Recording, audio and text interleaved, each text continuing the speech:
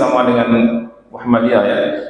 Berarti 1 Syawal kita adalah besok pada hari Senin tanggal 31 Maret 2025. Alhamdulillah karena kita sama-sama bisa dengan teman-teman kita di Muhammadiyah sama-sama berbarengan ya. Sungguh sebuah nikmat, sebuah persatuan bagi kita. Karena kalau terpecah-pecah rasanya sayang juga ya.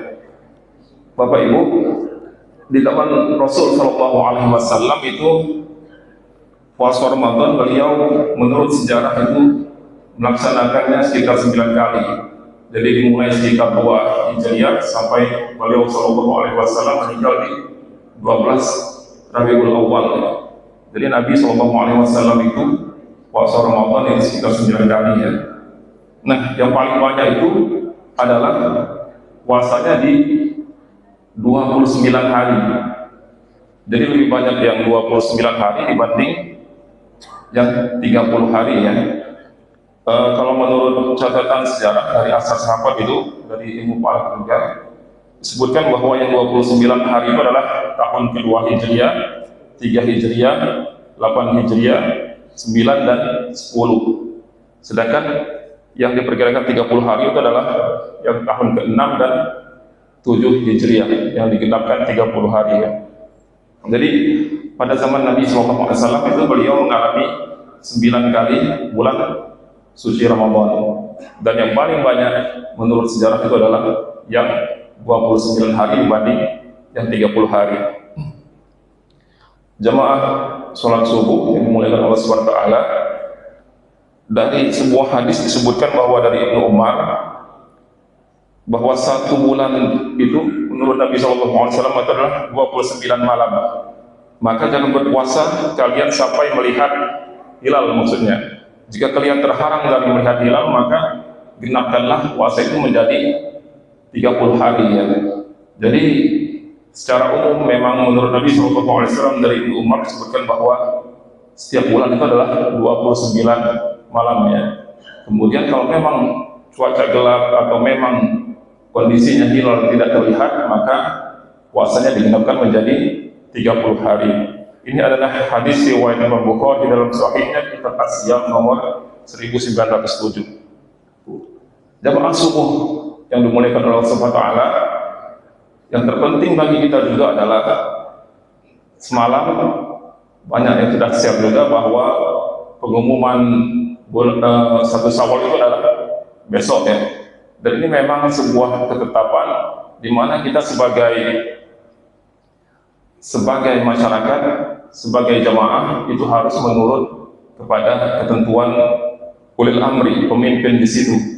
Selain untuk menjaga persatuan, ini juga untuk menguatkan syiar kita bahwa umat Islam itu adalah umat yang bersatu. Karena kalau kita bersatu, maka sulit bagi orang lain untuk mengobok-obok umat Islam ya. Karena sering terjadi bahwa ya contohnya seperti Palestina, walaupun di sekitarnya banyak negara-negara Jazirah Arab, tapi tidak sanggup untuk melawan Israel yang sebenarnya kecil ya.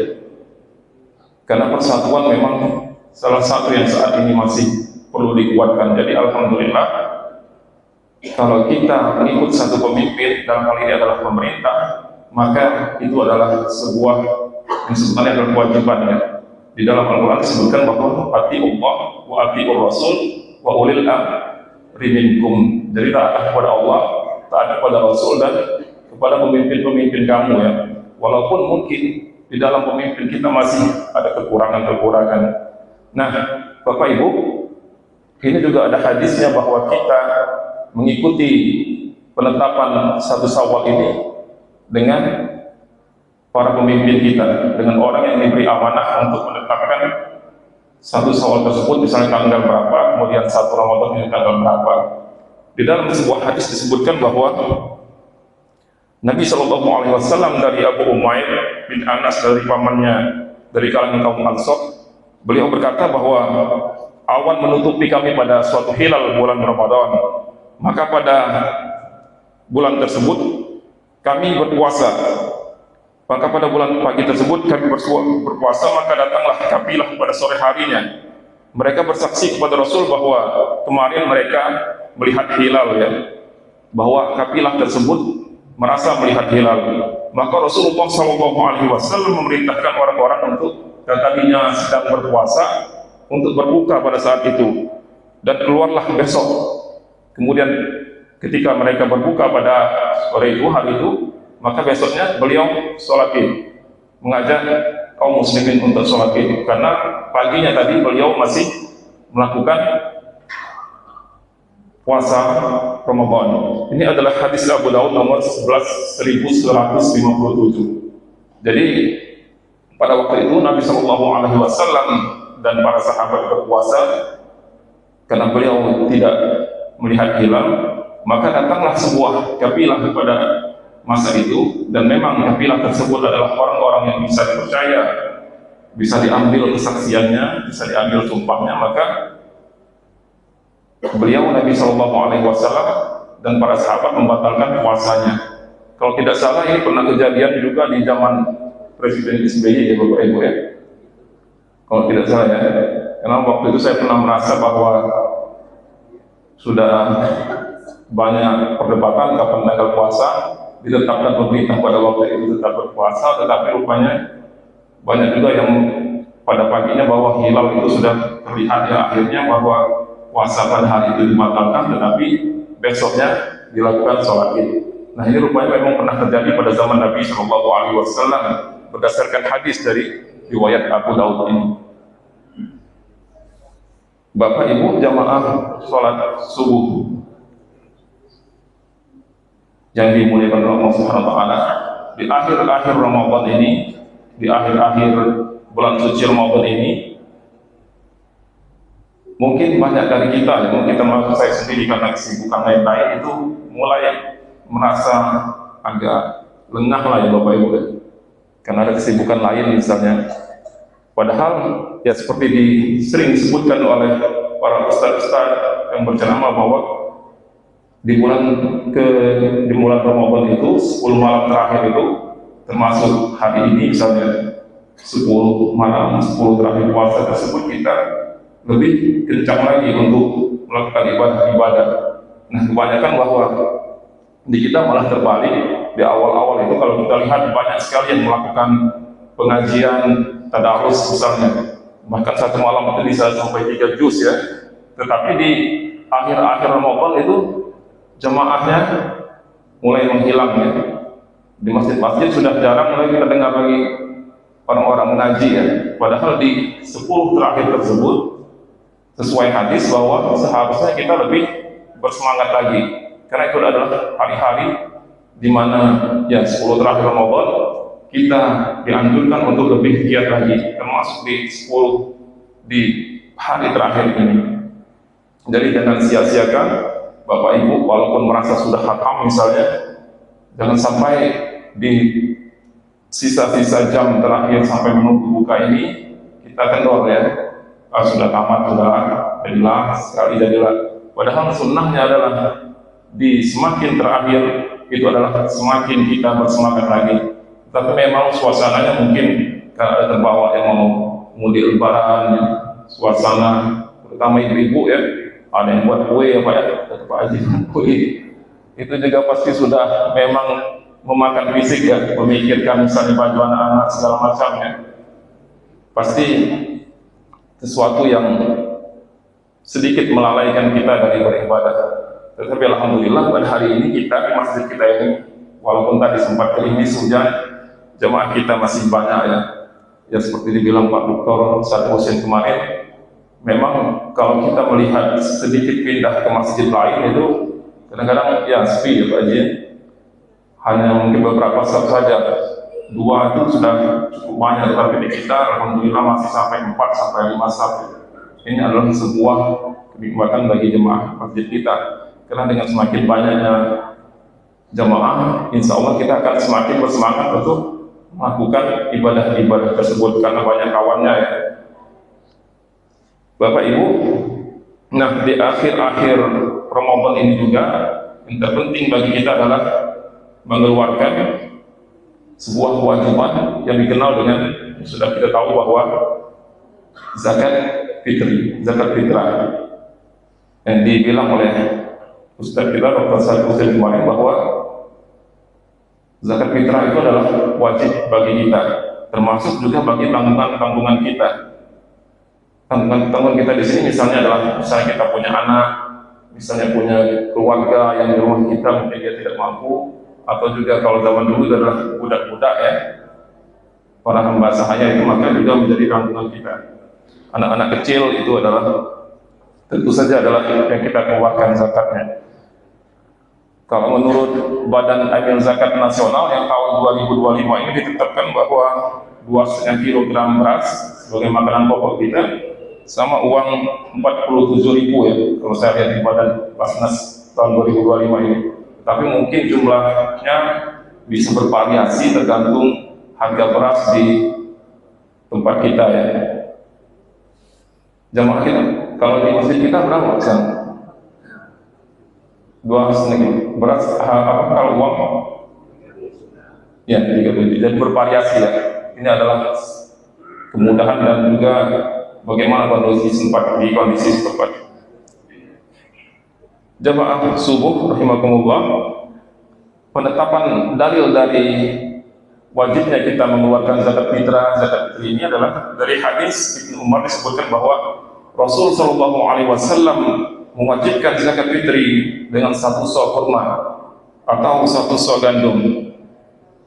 Maka baik atas budak pembantu kita misalnya, merdeka laki-laki, wanita, anak kecil maupun dewasa dari kalangan kaum muslimin. Ini adalah hadis sahih dari Imam Bukhari dan Imam Muslim. Jadi jelas bahwa di sini kita kalau termasuk dari tanggungan-tanggungan kita itu mengeluarkan zakat fitrahnya ya. Alhamdulillah di masjid kita, jadi kita tidak jauh-jauh untuk mengeluarkan zakat fitrah, walaupun juga bisa memberikan langsung kepada orang yang menurut kita memang tidak mampu. Jamaah subuh rahimakumullah, disebutkan juga bahwa dari hadis Ibnu Abbas disebutkan bahwa Rasul Shallallahu Alaihi Wasallam mewajibkan zakat fitri itu untuk mensucikan orang-orang yang berpuasa dari perkara yang mungkin ketika dia berpuasa melakukan hal-hal yang sia-sia dan perkataan yang kurang bagus, misalnya ngomongin orang atau segala macam, maka zakat fitrah itu juga sekaligus sebagai makanan bagi orang-orang miskin pada hari raya tersebut. Siapa yang menunaikannya sebelum sholat Id, maka ia termasuk zakat yang diterima. Tetapi siapa yang menunaikannya setelah sholat Id, maka ia adalah termasuk sedekah. Ini adalah hadis dari Abu Daud dan Ibnu Majah. Jadi perlu diperhatikan betul bahwa penyaluran zakat fitrah itu kita itu jangan sampai telat ya. Ada juga imam yang meriwayatkan bahwa yang membolehkan bahwa ketika kita mengeluarkan itu boleh di awal-awal, kalau takut misalnya pada akhir-akhir itu tidak sempat. Tetapi secara umum termasuk di kita itu adalah mengeluarkannya adalah di hari-hari akhir Ramadan, termasuk di 10 terakhir Ramadan. Jadi mengeluarkan zakat fitrah ini perlu digarisbawahi ketika dia sudah lewat. Berdasarkan hadis ini dan juga berdasarkan mayoritas ulama bahwa kalau sudah lewat waktunya maka dia disebut sebagai sedekah biasa, bukan sebagai sebuah zakat fitrah. Jadi harus diperhatikan betul agar zakat fitrah kita ini diterima. Bapak Ibu jamaah subuh yang dimuliakan oleh Allah, kemudian yang penting juga bagi kita bahwa ketika kita besok melakukan sholat Id, maka yang berhubungan dengan Id hari ini kita bahas beberapa hal yang mungkin menjadi sunnah bagi kita adalah yang perlu kita perhatikan adalah pertama, kita dianjurkan sunnah pada hari Id itu untuk mandi Bapak Ibu ya. Seperti kita mau sholat Jumat misalnya, kita disunnahkan untuk mandi. Itu yang pertama. Tetapi kalau memang walaupun tidak mandi maka sholat Idnya masih tetap sah. Jadi ini adalah sunnah bahwa ketika kita ingin berkumpul dengan orang banyak, maka sunnahnya adalah agar tubuh kita bersih, harum dan tidak mengganggu saudara-saudara kita yang di dekat kita, maka sunnahnya adalah mandi ya. Karena berkumpul dengan orang banyak itu kalau misalnya kurang bersih itu akan mengganggu saudara-saudara kita jamaah yang lainnya. Kemudian yang kedua adalah berhias. berhias, memakai wangian, wangi-wangian, ya itu tadi agar tidak mengganggu jamaah yang lain. Dengan juga kita berhias dengan memakai pakaian yang terbaik, Bapak Ibu ya. Itulah sering kita lihat bahwa banyak dari jamaah, banyak dari kita itu kalau sudah lebaran itu memakai pakaian-pakaian baru ya, sehingga pasar jadi penuh. Alhamdulillah untuk membeli pakaian baru. Memang ada sunnahnya untuk agar kita ketika menghadiri sholat id itu memakai pakaian yang terbaik yang kita miliki. Ini adalah sebuah sunnah yang juga disebutkan dari Ibnu Qayyim bahwa dahulu ketika keluar pada sholat 2 hari raya, Nabi Shallallahu Alaihi Wasallam mengenakan pakaian yang terindah yang beliau miliki. Beliau memiliki pakaian yang dikenakannya untuk 2 hari raya dan juga untuk hari Jumat. Sewaktu-waktu di dalam hadis disebutkan bahwa beliau mengenakan 2 pakaian hijau dan kadang-kadang menggunakan burdah atau selimut yang berwarna merah. Jadi dari hadis ini bisa didapati bahwa Nabi SAW menggunakan pakaian terbaik beliau, satu berwarna hijau dan satu burdah yang berwarna merah, semacam selendang itu. Jadi ya jangan sampai memakai pakaian yang seadanya ya, apalagi baju kaos. Walaupun sholatnya diterima, tetapi sunnah syiar kita adalah memakai pakaian-pakaian yang terbaik. Nah kemudian ketika kita mau menghadiri sholat id nanti, kalau sholat Idul Fitri itu sebaiknya kita membatalkan dulu, kita memakan sesuatu yang beda dengan kalau sholat Idul Adha ya. Kalau Idul Adha sunnahnya adalah tidak memakan makanan. Dari Anas ini adalah sebagai dalil bahwa kita perlu memakan makanan dulu sebelum sholat id adalah dari hadis dari Anas radhiyallahu anhu yang berkata bahwa adalah Rasul Shallallahu Alaihi Wasallam tidak keluar untuk sholat Idul Fitri sehingga beliau memakan beberapa kurma. Jadi sebelum beliau melaksanakan sholat Idul Fitri, beliau mengambil makanan, di sini adalah kurma, kemudian baru beliau berangkat untuk sholat id. Ini adalah hadis sahih dari Imam Bukhari. Kemudian selanjutnya adalah ketika kita sudah mau berjalan ke masjid atau ke lapangan, sunnahnya adalah mengambil jalan yang berbeda ketika pergi dan pulang ya Bapak Ibu ya. Ini adalah sebuah syiar sebenarnya, bahwa syiar di mana untuk menunjukkan bahwa kaum muslimin itu jumlahnya banyak, mereka bersatu, dan itu adalah salah satu syiar bagi kita umat Islam. Dalilnya adalah dari Jabir radhiyallahu anhu yang berkata bahwa adalah Nabi Sallallahu Alaihi Wasallam ketika hari Id beliau mengambil jalan yang berbeda ketika berangkat dan pulang. Ini juga adalah hadis sahih dari Imam Bukhari. Jamaah subuh yang dimuliakan oleh Allah, selanjutnya adalah di dalam perjalanan itu maka kita disunnahkan juga misalnya berjalan dari rumah kita ke masjid atau ke lapangan, itu adalah bertakbir ya Bapak Ibu. Jadi takbir tidak hanya ketika sampai di masjid, tetapi juga di perjalanan itu adalah sunnahnya kita bertakbir sepanjang jalan itu, Allahu Akbar, Allahu Akbar, Allahu Akbar. Jadi kita bertakbir seperti takbir ketika kita memandangkan id ya. Karena disebutkan bahwa takbir pada hari id itu adalah sebuah sunnah dan tidak seperti Idul Adha yang biasanya sampai 3 hari berturut-turut sampai hari tasyrik. Kalau Idul Fitri itu sunnahnya adalah menurut mayoritas ulama adalah ketika khutbah itu berhenti, atau juga mungkin ada juga yang berpendapat bahwa sampai 1 hari saja sampai sholat asar selesai menjelang maghrib. Tetapi takbir dalam sholat itu paling tidak 1 hari ya, tidak seperti hari raya Idul Adha.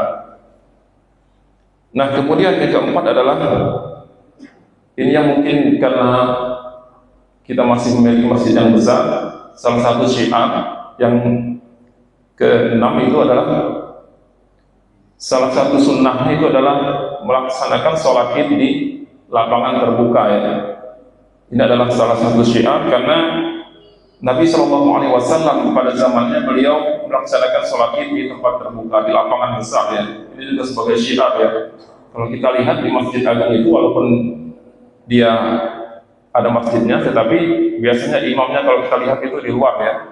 Dan memang sebuah syiar yang luar biasa ketika kita lihat misalnya dari penampakan foto itu luar biasa sekali ya. Kalau di Masjid Agung itu dari tempat imam sholat itu sampai ke seberang jembatan Musi ya, bahkan sampai ke luar-luar ya, pasal 16 Hijrah itu ya. Sebuah syiar yang luar biasa yang ini adalah kekuatan kaum muslimin ya. Karena dengan bersatu seperti itu, kalau kita lihat tahun-tahun ini ya, dengan bagaimana keindahan Islam, bagaimana Islam menjadi rahmatan lil alamin, banyak sekarang ini yang orang-orang yang non muslim itu mu'alaf ya, bahkan tokoh-tokoh besar ya. Ya, beberapa di antaranya adalah termasuk para konten kreator ya, YouTuber ya begitu ya. Termasuk Dr. Richard Lee ya, mu'alaf. Kemudian ada beberapa lagi yang di tahun-tahun ini yang memang orang-orang tersebut memang orang yang ketika mereka masuk Islam sudah mempelajari Islam tersebut ya, sudah mempelajari agama kita, dan mereka akhirnya tertarik dan dengan kesadaran mereka sendiri mereka masuk Islam. Jadi salah satu sunnah bagi kita melakukan sholat id itu adalah di lapangan terbuka. Mungkin bisa juga dicoba suatu saat walaupun di masjid kita belum pernah, karena beberapa masjid ya seperti masjid kami sendiri imamnya di luar, karena kita juga ada tenda yang sudah disiapkan, tenda-tenda besar. Ini adalah salah satu sunnah, walaupun tidak mengapa juga kita melakukannya di masjid, terutama ketika kita yakin bahwa sekarang sering musim hujan ya, seperti tadi juga hujan. Jadi untuk meminimalisir dampak kita melakukannya di dalam masjid. Tapi secara umum sunnah sholat id itu adalah di lapangan. Nah, itu adalah beberapa sunnah ketika kita melakukan sholat id. Pertama mandi, kemudian berhias, memakai pakaian dan pakaian terbaik, kemudian makan sebelum sholat Idul Fitri, kemudian mengambil jalan yang berbeda ketika berangkat pergi dan pulang, kemudian bertakbir hari raya Idul Id, hari raya Id, dan selanjutnya adalah disunnahkan untuk melakukannya di tanah lapang. Nah, Bapak Ibu, mungkin sebagai penutup dari kultum kita kajian pada hari ini, bagaimana ketika orang itu telat sholat id, tidak mendapati sholat id ketika dia di satu Syawal tersebut, misalnya karena ketiduran ya, habis subuh misalnya tidur sebentar, rupanya sudah siang. Orang balik kalau ya. Adakah kira-kira qada dari sholat id tersebut ya? Maka kalau dari hadis disebutkan bahwa tidak pernah para sahabat melakukan qada dari sholat id. Jadi ketika kita tertinggal sholat id, maka tidak wajib untuk mengqada sholat tersebut. Jadi kalau terlewat ya terlewat saja. Tidak seperti kalau kita sholat misalnya sholat subuh misalnya ya, misalnya dari sahur tadi kita ketiduran, kemudian terbangun sudah jam 6, jam 7, maka kalau sholat subuh ketika kita bangun tersebut wajib dari kita untuk tetap sholat subuh walaupun jamnya sudah kelewat ya. Tapi di sholat id tidak ada dalil dari hadis juga dari asar atau pendapat para ulama bahwa kita harus mengqada sholat id tersebut. Jadi kalau lewat ya lewat.